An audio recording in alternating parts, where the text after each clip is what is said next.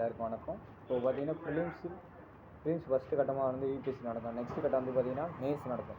3வது கட்டம் ஃபைனலாக உங்களுக்கு என்ன பண்ணுவாங்க, இன்டர்வியூ வைப்பாங்க, டெல்லியில் வைப்பாங்க. ஃபஸ்ட்டு வந்துட்டு உங்கள் சரௌண்டிங் டிஸ்ட்ரிக்ட்லேயே வைப்பாங்க. ஸோ நெக்ஸ்ட் வந்து மெயின் ஏரியா, அதாவது சென்னையில் வைப்பாங்க.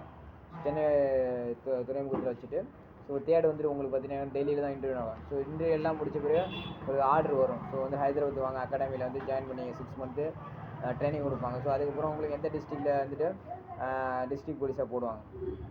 அதாவது இந்தியன் போலீஸ் சர்வீஸில் உங்களுக்கு ஒரு இது கொடுப்பாங்க, ரேங்க் கொடுப்பாங்க.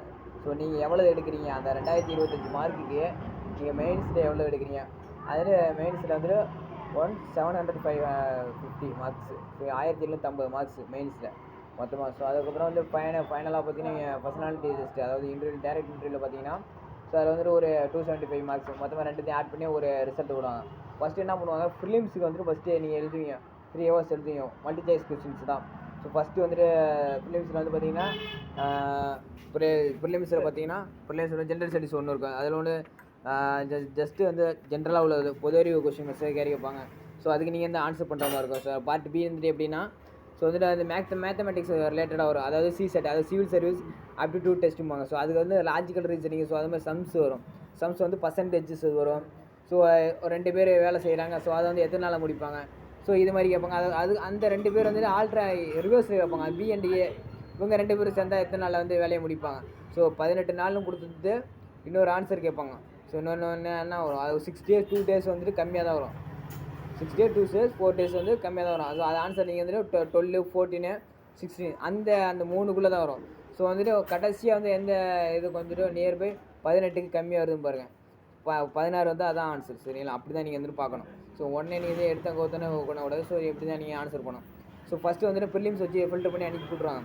இப்போ வந்து இந்த வருஷம் வந்து 2024 வந்து ப்ரிலிம்ஸ் மொத்தம் எத்தனை இதுக்கு யூபிஎஸ்சி டிஎன்பிஎஸ்சிக்கு வந்து குரூப் 1 அப்ளை பண்ணியிருக்காங்கன்னு பார்த்தீங்கன்னா 90 வேக்கண்ட். அதாவது 90 பேர் தான் eligibilities of the application form the will. So okay, that's first one stage is filled with 30%. 90 பேர் போகிறாங்கன்னா அதில் வந்து 30 பேர் ஃபில்டர் பண்ணி அனுப்புவாங்க. அடுத்த 60 பேர் வந்துட்டு எதுக்கு மெயின்ஸுக்கு போவாங்க. மெயின்ஸ்லேருந்து அவங்களுக்கு எத்தனை பேர் தேவை, 30 பேர் தான் தேவை. ஸோ அந்த 30 பேர் வந்து ஃபில்டர் பண்ணி அனுப்பினா ரிமைனிங் எவ்வளோ, 30 பேர் தான் இருக்கும். ஃபைனலாக ஒரு 30 பேர் தான் வந்து ஃபைனலாக வந்து இதுக்கு பர்சனாலிட்டிஸ், அதாவது இன்டர்வியூ டேரக்ட் இன்டர்வியூக்கு வந்து டெல்லிக்கு வர சொல்லுவாங்க. ஸோ இதெல்லாம் முடிச்சு அவங்க 2த்தையும் மெயின்ஸையும் ரிசல்ட் இன்டர்வியூ இதையும் கனெக்ட் பண்ணி உங்களுக்கு ஒரு ரிசல்ட் விடுவாங்க. ஃபைனலாக 2 மார்க்கையும் மெர்ஜ் பண்ணி, அதாவது 2025 மார்க்ஸுக்கு வந்துட்டு மெர்ஜ் பண்ணி அனுப்பிவிடுவாங்க.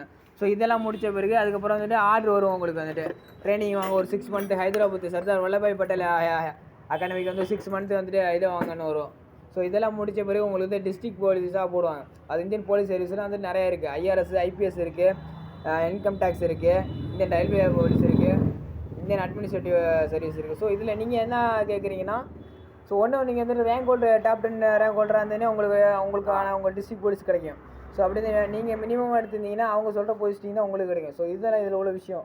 யூபிஎஸ்சி எக்ஸாமினேஷனை பொறுத்தளவு 90 பேர் அப்ளிகேஷன் போட்டிருக்காங்கன்னா 1:3, அதாவது 90 பேர்னால் அதில் வந்து 30 பேர் தான் அவங்களுக்கு தேவை. அந்த 30 பேர் ஒழுங்காக டிசிப்ளினாக ஒர்க் பண்ணாலே போதும். ஸோ இப்படி தான் உங்களுக்கு வந்துட்டு எடுப்பாங்க. ஆள் எடுக்கிறது இப்படி தான் எடுப்பாங்க. இந்த வருஷம் வந்து எத்தனை பேர் எடுப்பாங்கன்னா மேக்ஸிமம் வந்து 40 பேர் 45 பேர் தான் எடுப்பாங்க.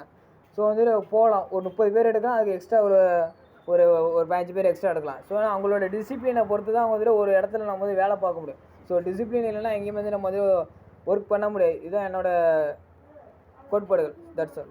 Thank you for all.